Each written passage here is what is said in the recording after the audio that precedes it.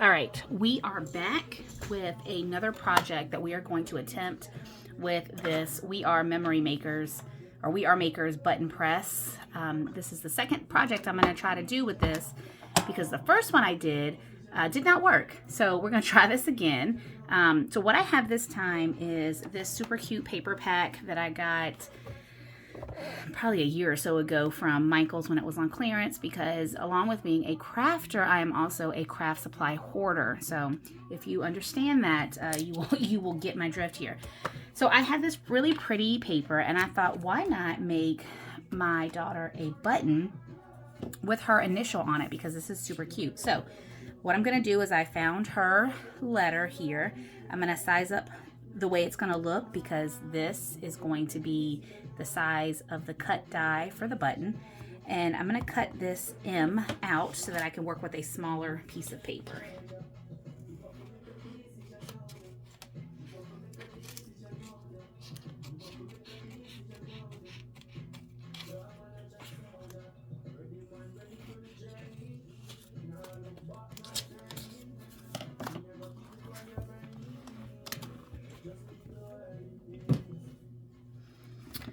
All right, so the beauty of this machine is that you don't need a Cricut to actually use it. You can use the die that is included in it, and you can cut your sizes. So I'm going to cut this M here, and to do that, I'm going to interchange the compartments here. Okay, so when you buy this kit, it's going to come with the piece to do the die cut. So top and bottom piece, and it also comes with one button size, and I think it's this one. I can't remember because again, I'm a craft hoarder and I bought another size as well, so I think it came with the smaller one. So to use this for a die, I'm gonna put the base there. This is a little magnet here. It's just gonna attach to the top here, so I'm just gonna put this and it just sticks. And then I'm gonna size this up to where I want it to be. So like that, right? And then I'm gonna put this, swivel this under so you guys can see. And it's just sitting there, so don't get all willy-nilly, okay? And then I'm just gonna pull this thing down with some force. Okay. And then when I take it off, it should have cut the shape. And did it? Yeah, for the most part it did, I suppose. I'm gonna trim that up.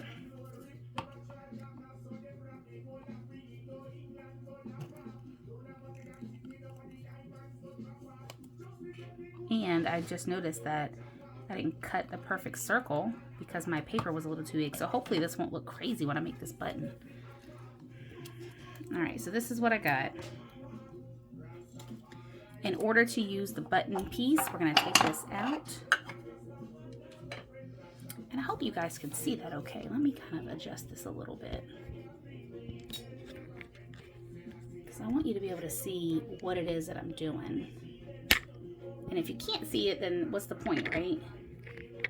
So hold on just one second. Okay, I think this is a little bit better of an angle, so you guys can see this. All right, so I've already used this to cut my shape. This is regular, probably, I don't know, 25, 30 pound cardstock. I don't know. It came in a paper pack. I don't know what size that is.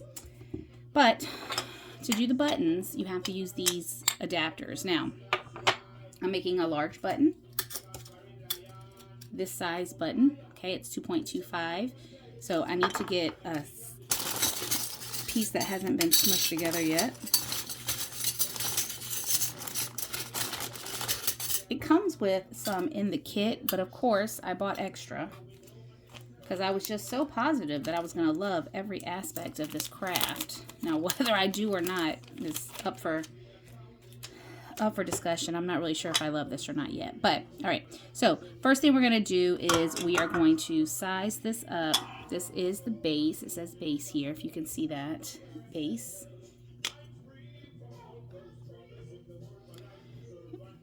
And then this one is the top. So it says top on it. Okay, so the top is going to go up here. And it connects just like the other one does, right? Like the other one did. It's got a little magnet on there. So that's the top. Here's our base. Okay. Now, when you go to put this in here, you have to make sure that you line up. You see these arrows here? It has to be lined up with what part of the button you are creating. So the top part of button, which is this one, you're going to use A. You're going to line up the bottom to A as well. So let's line this one up to A. So you'll have A lined up at the top and A lined up at the bottom, okay? That's for the mechanical piece so that you can put all this stuff together. So I'm gonna put this in the base of this button press. I'm gonna put this on the button itself. And then I'm gonna add, you probably can't see it, but I'm going to add this Mylar top. It came in the kit, so I didn't buy this extra. I'm gonna add that there because I want my button to be shiny and not just a straight up piece of paper. So that's in there. I got it lined up. Here, actually, one more thing I'm gonna do. I'm gonna turn this because I wanna make sure that I follow these lines. That way my button isn't crooked. So see there's like little lines here. You can see. Let me show you. You see these little lines here? There's a line there and a line there. Line up your image so it's in the middle. That way when you go to put this on the back, it'll be perfect and not like cockeyed, okay? So put that back on there. We are going to get this lined up. I'm gonna turn this to A because we said A and A, and then I'm just gonna push it, okay? Lots of force here. Right?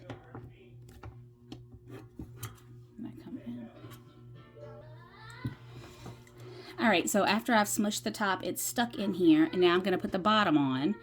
I'm gonna line this one up as well. The pokey part is on the bottom, and I'm gonna line this up so it goes in between the arrows there. All right, so I've got the new piece in. Now, what we have to do next is we have to change. You see how this still says A and A? We don't need that because we're doing the bottom. So it needs to go to B and B. Okay, very important, otherwise this is not going to work. So we've got B and B. So we got it lined up with the arrows, and we have to smash again using force.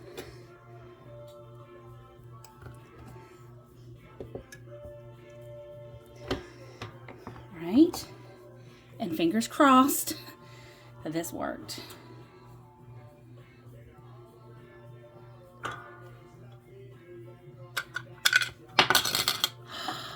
It did.